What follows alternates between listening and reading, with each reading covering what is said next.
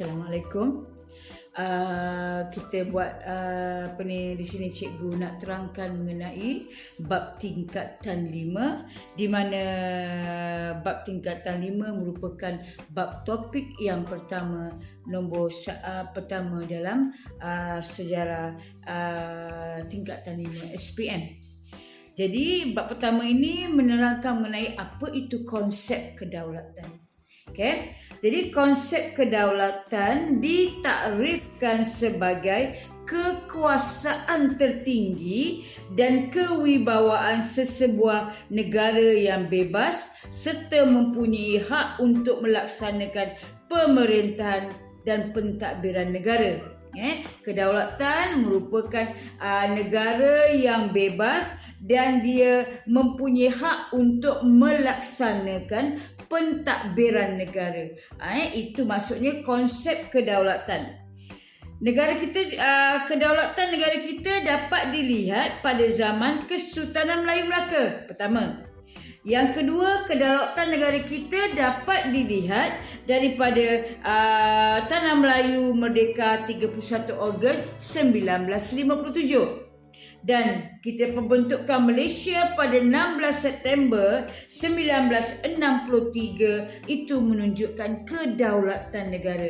Jadi takrif kedaulatan negara ini adalah bermaksud negara yang rakyat memerintah negara tersebut dan bebas melakukan sistem pemerintahan. Okey. Jadi takrif kedaulatan. Jadi takrif kedaulatan ni ada pelbagai bahasa. Okey. Yang pertama, bahasa Yunani, kedaulatan ialah suprenius atau suprenius yang bermaksud agung atau tertinggi. Jadi perkataan ini merujuk negara yang bebas dan merdeka. Itu dari segi Yunani. Jadi pelajar bila nak mengerti satu fakta tersebut, pelajar kena mula-mula faham apa isi dia. Dan kemudian buat nota ringkas. Kemudian lepas dah faham nota ringkas tersebut, buat nota kaki. Jadi bila tahap untuk mengulang kaji, bila berlakunya perulangan, jadi akan menyebabkan senang mengerti. Okay. Dari takrif kedaulatan bahasa Inggeris pula, dalam bahasa Inggeris kedaulatan ialah dalam bahasa Inggeris kedaulatan ialah sovereignty. Yang bermaksud negara mempunyai kuasa penuh terhadap pemerintahan. Nampak tak? Bahasa Yunani yang mengatakan bahawa bermaksud bebas dan merdeka. Jadi dalam bahasa Inggeris pula yang mengatakan bermaksud negara mempunyai kuasa penuh terhadap pemerintahan. Ini pandangan takrif kedaulatan. Dari segi bahasa Arab pula, perkataan kedaulatan dalam bahasa Arab berasal daripada kata daulah yang bermaksud kuasa pemerintahan sesebuah kerajaan. Dan kemudian dalam bahasa Melayu, kedaulatan merujuk perkataan daulat yang bermaksud kekuasaan tertinggi terhadap pemerintahan negara. Ini tarif kedaulatan. Yang pertama ingat bahasa Yunani.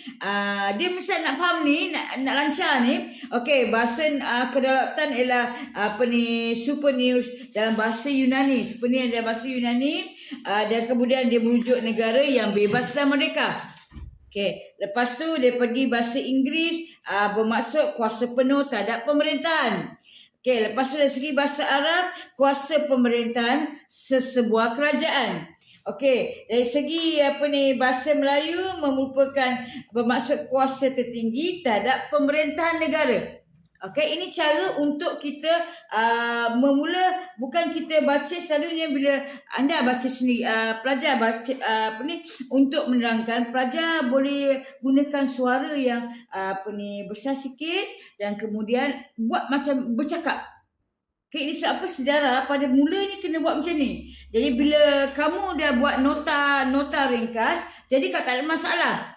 Yang pertama memang dia makan masa sedikit. Okey, lepas tu ulangan nota ringkas tersebut makan masa bila diulang akan menghafal. Sebelum ni ditakrifkan bahawa kedaulatan dari segi bahasa Yunani, bahasa Inggeris, bahasa Arab, bahasa Melayu. Sekarang kita perhatikan mengenai pandangan tokoh pula apa itu kedaulatan. Okay. Jadi pandangan tokoh, beberapa orang tokoh dia memberikan tafsiran mereka tentang kedaulatan yang sesuai dengan zamannya. Okay. Jadi kita tengok mengenai Aristoteles mengumpulkan ahli falsafah Yunani yang dia mengatakan bahawa kedaulatan merupakan kuasa tertinggi dalam sistem pemerintahan sesebuah negara. Kedaulatan merujuk kerajaan yang terikat dengan undang-undang. Ini falsafah Yunani, Aristoteles. Jadi Ibnu Khaldun pula dia mengatakan bahawa ilmuwan Islam mengatakan bahawa kedaulatan merupakan kekuatan dan kekuasaan sesebuah negara berasaskan semangat kekitaan bangsanya. Yang di mana kekuatan semangat kekitaan yang diiringi dengan kekuatan semangat agama menyebabkan sesuatu bangsa rela untuk berkorban demi mencapai cita-cita bersama. Okay? Ini Ibnu Khaldun, okay? Ilmuwan Islam. Jean Bodin pula, dia mengatakan bahawa ini adalah ahli falsafah politik Perancis yang mengatakan bahawa kedaulatan merupakan kuasa tertinggi dalam sesebuah negara. Kedaulatan mempunyai sifat kekal dan mempunyai kuasa tidak terbatas untuk membuat undang-undang, mentafsir dan melaksanakan. Okay. Yang kemudian Tengku Abdul Rahman Putra Al-Ash, Perdana Menteri Malaysia yang pertama, mengatakan bahawa kedaulatan dibina berdasarkan prinsip kebebasan dan keadilan yang sentiasa memperjuangkan kebajikan dan kesejahteraan rakyat. Okay. Dan kemudian Tun Dr. Muhammad Saleh Abbas, mantan Ketua Hakim Negara, yang mengatakan bahawa kedaulatan merupakan asas negara yang merdeka, memiliki kebebasan pada peringkat antarabangsa bersama dengan hak dan kuasa untuk mengatur urusan dalam negeri tanpa telunjuk asing.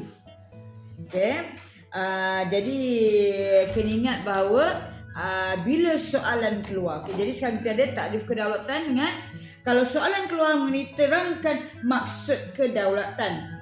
Okay. Yang pertama, kedaulatan merupakan kekuasaan tertinggi, kewibawaan sesebuah negara yang bebas, mempunyai hak melaksanakan pemerintahan pentadbiran negara. Okay, ingat kalau dikatakan terangkan maksud kedaulatan, yang pertama penerangan kedaulatan tersebut ialah kekuasaan tertinggi, kewibawaan sesebuah negara yang bebas. Kekuasaan tinggi dan kewibawaan sesebuah negara yang bebas.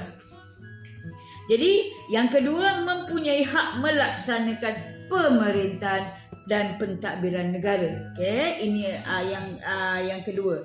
Jadi kalau mengenai maksud kedaulatan tersebut, bahasa Yunani, apa yang maksud yang diterangkan dahulu bahasa Yunani macam mana, kemudian bermaksud agung atau tertinggi, kemudian bahasa Inggeris, negara mempunyai kuasa penuh terhadap pemerintahan, kemudian dari segi bahasa Arab, daulah yang bermaksud kuasa pemerintahan sesebuah kerajaan, kemudian bahasa Melayu, daulat, kekuasaan tertinggi terhadap pemerintahan negara. Ingat, okay?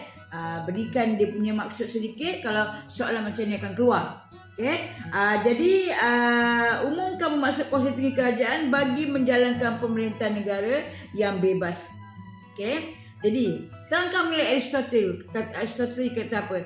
Kuasa tertinggi dalam sistem pemerintahan sesebuah negara, kerajaan yang terikat oleh undang-undang, iaitu falsafah Yunani. Okay? Kemudian Ibnu Khaldun, dia mengatakan bahawa kekuasaan sesebuah negara berdasarkan semangat kekitaan bangsanya. Kekuatan semangat kekitaan diiringi oleh kekuatan semangat beragama. Jadi ini akan menyebabkan sesuatu bangsa rela berkorban demi mencapai cita-cita yang sama. Ini Ibnu Khaldun yang mengatakan seimbang kedaulatan dengan semangat agama. Okay? Jadi Jean Bodin pula daripada falsafah Perancis mengatakan kuasa tertinggi dalam sesebuah negara. Kedaulatan mempunyai sifat kekal, mempunyai kuasa tidak terbatas untuk membuat undang-undang, mentafsir dan melaksanakannya. Okay, Tengku Abdul Rahman, Putra Al-Haj, kedaulatan dibina berdasarkan prinsip kebebasan keadilan yang di mana yang sentiasa memperjuangkan kebajikan kesejahteraan rakyat.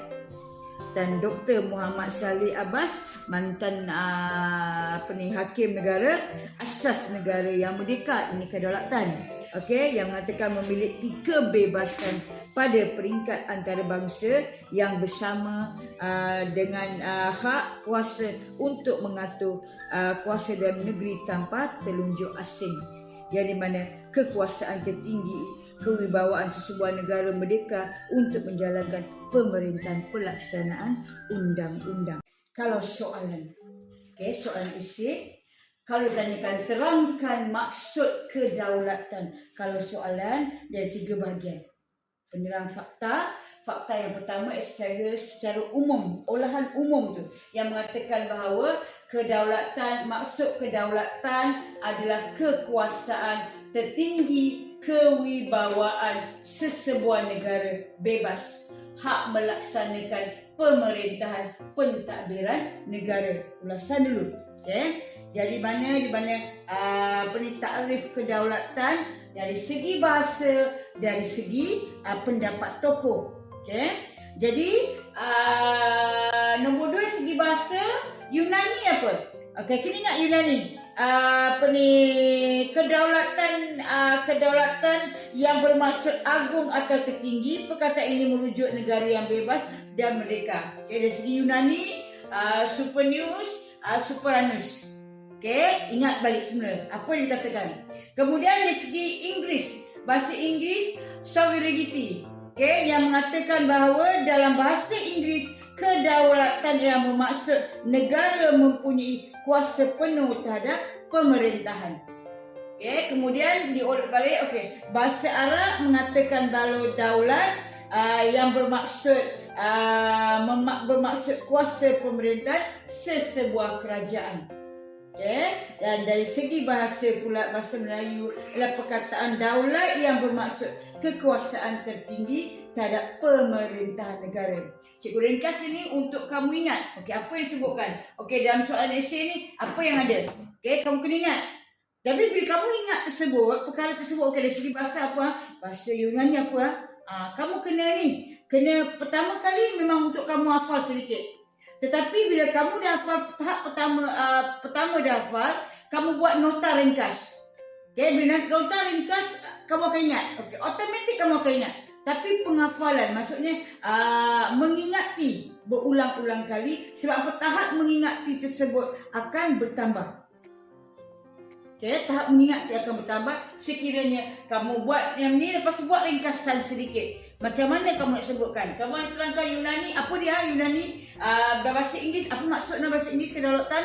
Kemudian bahasa Arab, apa maksud? Bahasa Melayu, apa maksud? Sebab apa kamu kena penerangan 20 bab dalam sejarah SPM. Jadi bila kamu penerang, kamu kena mengingati, kena ringkasan. Sebelum itu kamu kena tengok apa dia. Kamu kena lancar sedikit fakta-fakta, kena faham fakta-fakta tersebut. Lepas tu mengenai dari segi tokoh pula. Tokoh Aristoteles cakap apa? Yang dia mengatakan mengenai apa? Cikgu dah terangkan tadi. Lepas tu Ibnu Khaldun dia cakap apa? Okey, falsafah Islam. Lepas tu Jin Bodin dia cakap apa? Kemudian Tengku Abdul Rahman cakap apa? Dr. Muhammad Saleh Abbas cakap apa? Okey, ini fakta-fakta. Okey, ada huraian. Okey, jadi ini soalan mengenai konsep kedaulatan. Jadi dari segi konsep kedaulatan tersebut, bab tersebut kamu kena ingat tokoh kedaulatan, takrif kedaulatan dari segi bahasa, ada 4 perkara yang kamu kena ingat, iaitu dari segi bahasa Yunani cakap apa, bahasa Inggeris cakap apa, kemudian bahasa Arab menerangkan mengenai apa, dan bahasa Melayu menerangkan mengenai apa. Lepas tu kamu kena ingat fakta yang ketiga, tokoh ilmuwan berdasarkan sezaman dia, apa maksud dia. Aristoteles cakap apa, Ibn Khaldun cakap apa, Jin Bodin cakap apa, Tengku Abdul Rahman cakap apa. Kemudian Dr. Muhammad Saleh Abbas cakap apa. Jadi di fakta esei kamu kena setiap kali bab-bab sejarah kamu kena faham betul-betul buat pertama kali. Dan kemudian kamu simpan apa soalan yang boleh masuk. Kemudian kamu simpan buat satu nota ringkas untuk mengingati. Jadi di samping kamu mengingati soalan esei, kamu akan dapat mengingati juga memahami soalan-soalan objektif. Okey? Idea yang berlaku semasa Revolusi Perancis, yang kedua berlaku semasa Revolusi Keagungan di England,